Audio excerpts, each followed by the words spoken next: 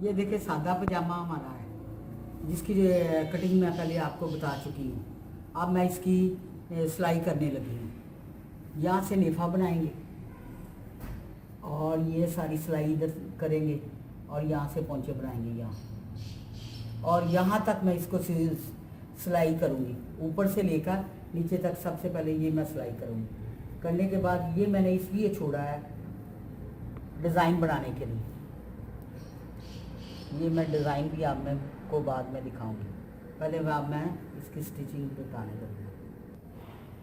ये देखिए ये इस तरह जुड़ा हुआ है। अब मैं इसको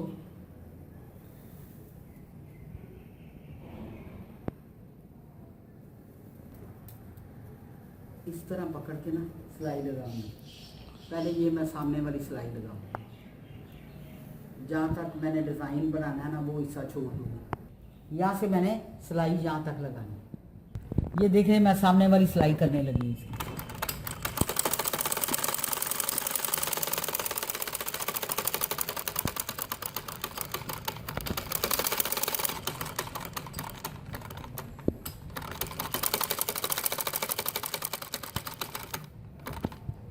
या इसको पक्का करने लगी डबल करके।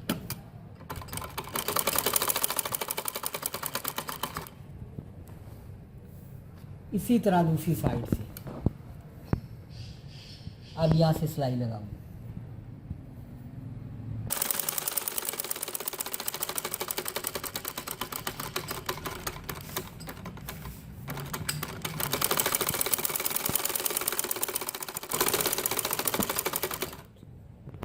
ये देखें सामने की दोनों मैंने सिलाइयाँ सी ली हैं। अगर आपने डिज़ाइन नहीं बनाना तो फिर नहीं छोड़ना, फिर इसको सारी सिलाई कर देनी। अब मैं निफा बनाने लगी हूँ, इसके नाला डालने के लिए चिड़ी बनाने लगी हूँ। इसको टक लगा लगी हूँ, क्योंकि ये इकट्ठा कपड़ा है इसलिए टक लगाना पड़ा। अब मैं नेफे की चिड़ी बनाने लगी हूँ, या नाला डालने के लिए। यहाँ से इस शेप में बनाऊंगी, यहाँ सिलाई लगाऊंगी इस तरह से, इस तरह। अब इस तरह इसको उल्टाना है। ये देखिए करके थोड़ा सही, तो इसको यूँ इकट्ठा कर देंगे।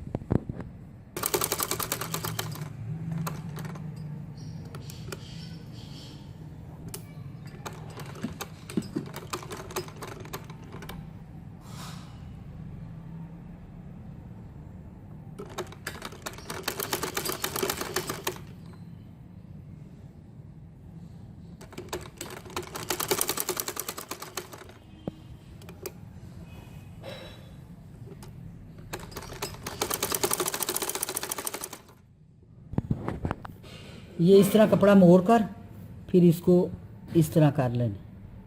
इस तरह आपने नेफा बनाते जाना है। यहाँ से ये देखिए इस शेड में आएगा। अब मैं यहाँ से सिलाई करूँगी, यहाँ से सिलाई करके इस इधर आ जाऊँ।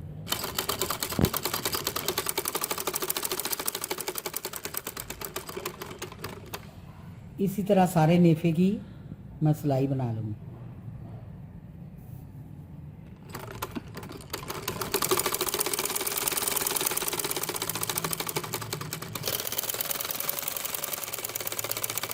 ये देखिए ये जो शलवार का जोड़, पजामे का, जिस चीज़ का भी जोड़ नेफे का भी जोड़ ऊपर ही आना चाहिए, उसी के साथ मिलना चाहिए। अगर ये जोड़ आगे पीछे हुआ तो फिर आपकी सिलाई नेफा सारा ख़राब हो जाएगा। सेंटर जहाँ है वहाँ सेंटर ही आना चाहिए, आगे पीछे नहीं होना चाहिए। ये देखें बिल्कुल सीधा आ रहा है मेरा, ये याद रख। ये देखें दूसरा भी जोड़ के ऊपर जोड़ ही आया है, आगे पीछे नहीं हुआ।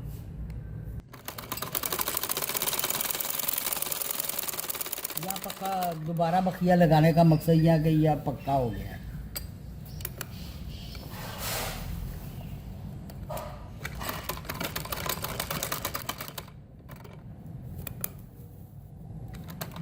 अब इसी की दूसरी साइड भी पक्की करने लगे। हमारा नेफा मुकम्मल हो गया। अब ये देखें नेफा बिल्कुल रेडी हो चुका है, तैयार हो गया है। या मैंने सिलाई इसलिए छोड़ी है, या मैंने डिज़ाइन बनाना है। अगर डिज़ाइन नहीं बनाना तो आपने सारा सी देना है यहाँ, और फिर पोंचा टर्न करके बना देना। अब मैं डिज़ाइन बनाने लगी हूँ। ये देखें व्यूअर्स, अब हमारा सारा ट्राउज़र स्टिच हो गया।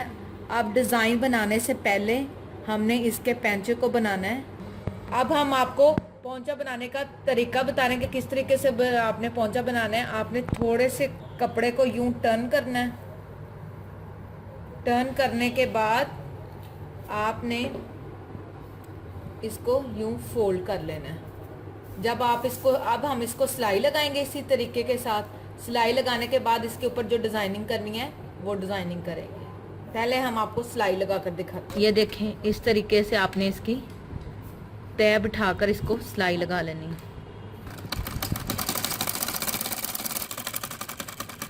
अब आपने इसी तरीके से दूसरा पोंचा भी बना लेना है। ये देखें, ट्राउज़र की एक ही साइड, क्योंकि अभी ये हमने सेंटर से इसको स्टिच नहीं किया।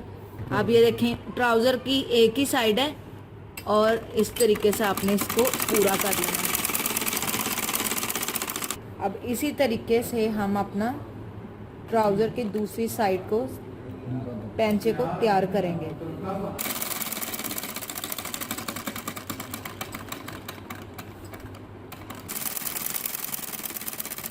ये देखें, अब हमारे पोंचे तैयार हो गए हैं दोनों तरफ से, ये आप देख लें। अब इसके बाद मैं सेंटर की सिलाई, जो आसन की या म्यानी की सिलाई लगाऊंगी और फिर हमारा ये ट्राउज़र बिल्कुल तैयार हो जाएगा। ये देखें, अब हम इसके सेंटर की सिलाई लगाएंगे म्यानी की, और इधर से इसके पोंचों को सिलाई लगाएंगे। फिर ये हमारा ट्राउज़र बिल्कुल तैयार हो जाएगा सिल के। ये देखें, अब ये आपको रेड निशान नज़र आ रहा होगा। इस रेड निशान के ऊपर रखकर हमने इसके पैंचे की सिलाई लगानी है, जो कि म्यानी तक जाएगी। ये जो रूही भी इसको कहते हैं और इसको पैंचा भी कहते हैं। रूही इस चीज़ को कहेंगे। इसको आपने अपने हिसाब से तंग या खुला कर लेना है। ये देखें, अब इस तरीके से हमने इसको सिलाई लगाकर स्टिच करते जाएंगे। ये देखें, इस तरीके से आपने इसको सिलाई लगाते जाना है। ये देखें, अब हमने सारा सी लिया है, लेकिन यहाँ पे आपने इसकी, चूंकि आसन जो है वो हमारा थोड़ा सा गुलाई में है, आपने भी इस म्यानी या आसन को गुलाई में ही स्टिच करना है। इस बात का आपने ख्याल रखना है। ये देखें जी, हमारा जो पजामा या सिंपल ट्राउज़र है वो बिल्कुल सिलकर तैयार हो चुका है। उम्मीद करती हूँ कि ये आपको समझ आ गया होगा और बहुत ही आसान लगा होगा। इसको घर पे ज़रूर ट्राई करें।